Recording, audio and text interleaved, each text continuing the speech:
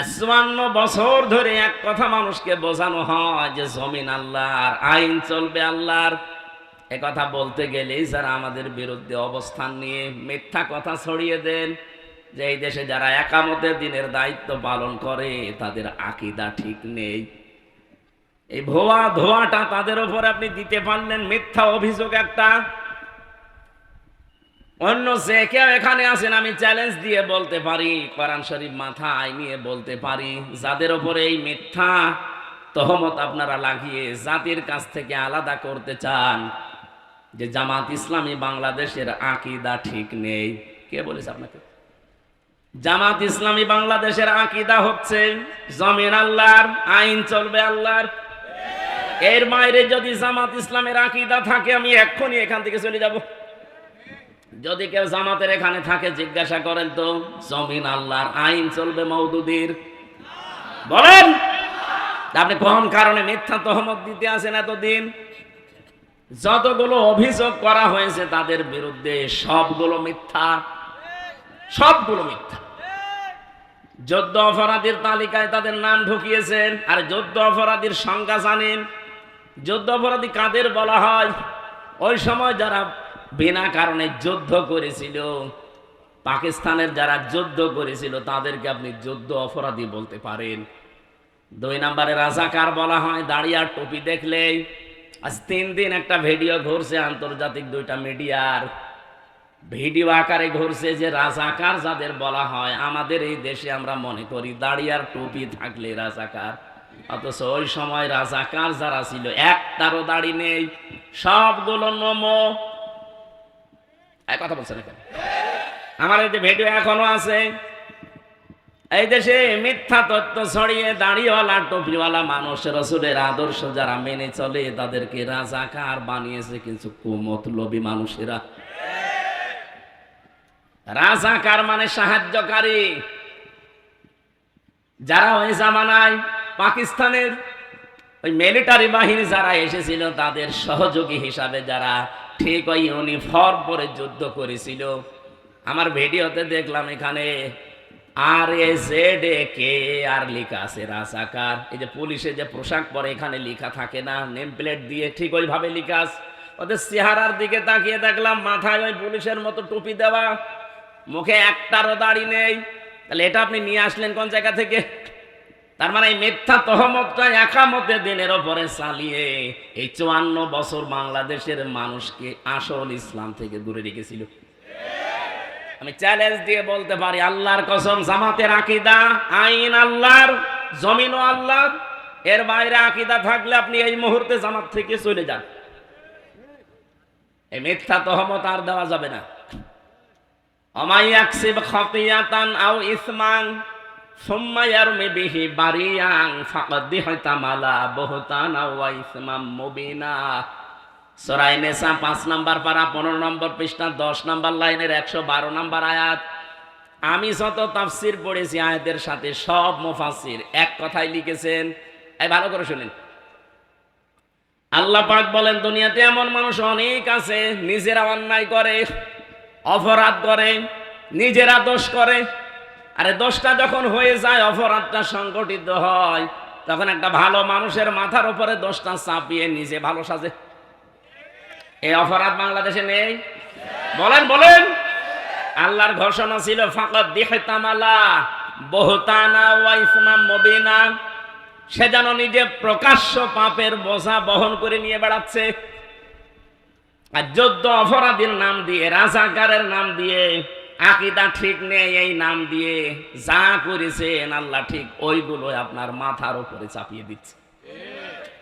আজ বাংলাদেশের আন্তর্জাতিক অপরাধ ট্রাইব্যুনালের যিনি দায়িত্বে আছে প্রসিকিউটর, উনি জানিয়েছে আসলে আন্তর্জাতিক অপরাধ ট্রাইব্যুনালে যারা অপরাধী, এতদিন যাদেরকে মিথ্যা অভিযোগ দিয়ে অপরাধী বানিয়ে ফাঁসি দিয়ে দিলেন, ওই অপরাধ এখন আপনি যে করেছেন এটার প্রমাণ আছে একেবারে ভিডিও আকারে। বিশেষ করে 24-এরটা তো আছে, 13 সালেরটা নেই। এক কথা বলেন না কেন? যাদের বন্ধ করে রেখেছিলেন সব এখন ফাঁস হচ্ছে। দিগন্ত, ইসলামিক টিভি সব এখন ফাঁস করে দিচ্ছে।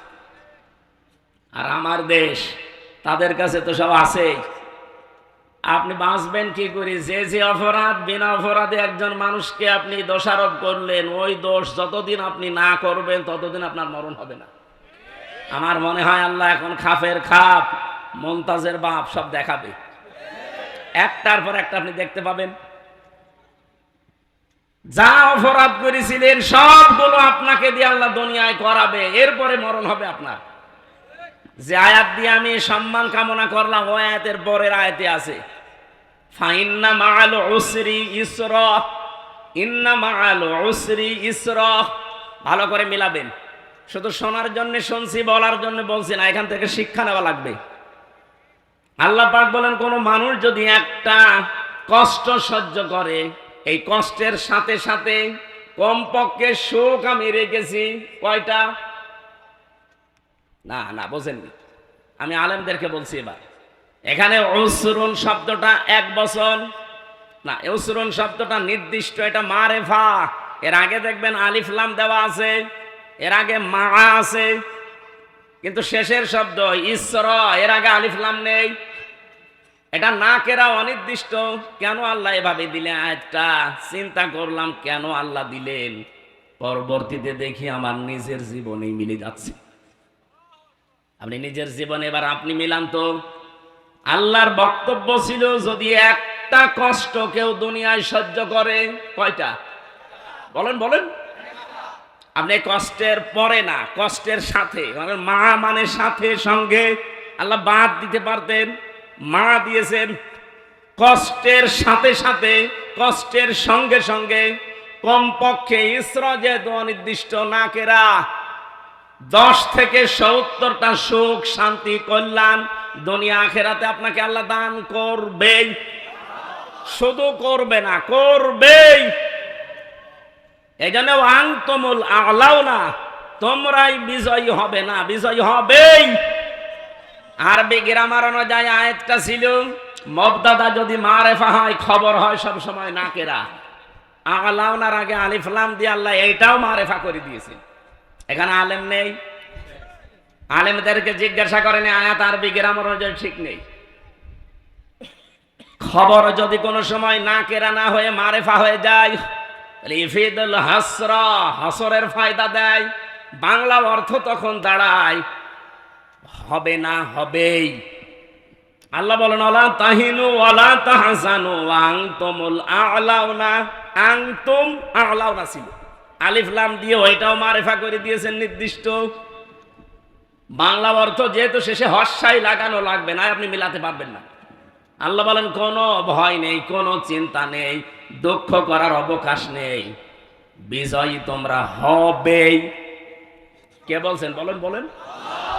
এই জন্য আমরা যারা কষ্ট সহ্য করেছি এই 54 বছরে, আমাদের একটা কষ্টের জন্য সুখ, শান্তি, এর সাথে সাথে আল্লাহ রেডি করে রেখেছে কয়টা? 70টা। বলেন বলেন। আপনি এবার বলেন তো, কষ্ট সহ্য করেছেন আপনি কয় কারণ? না, দুনিয়াতে আপনি কষ্ট সহ্য করলে একটা কষ্টে 70টা শান্তি পাবেন, সুখ পাবেন। বিষয়টা এমন না। আপনার কষ্ট যদি সহ্য করেন 3টা কারণে, কত মানুষ তো কষ্ট পায় এই 3 কারণের বাইরে। আপনার কষ্টটা যদি হয় দুনিয়ায় আল্লাহর জন্যে, রাসূলুল্লাহর জন্যে, মানবতার জন্যে, এই 3 কারণে যারা দুনিয়াতে কষ্ট পেয়েছেন, একটা, এই কষ্টের সাথে সাথে সুখ পাবেন কয়টা? আরো জোরে বলেন বলেন। এর বাইরে যদি কষ্ট আপনি পান, তাহলে আপনার জন্য 70টা না, একটা সুখ শান্তি অপেক্ষা করছে, কথা আয়াতে নেই। আমি তাফসিরে ফি জিলালিল কোরআনের টিকায় পড়েছিলাম, এটা আলেমদেরকে বলছি, বাড়ি যে আপনি মিলাবেন।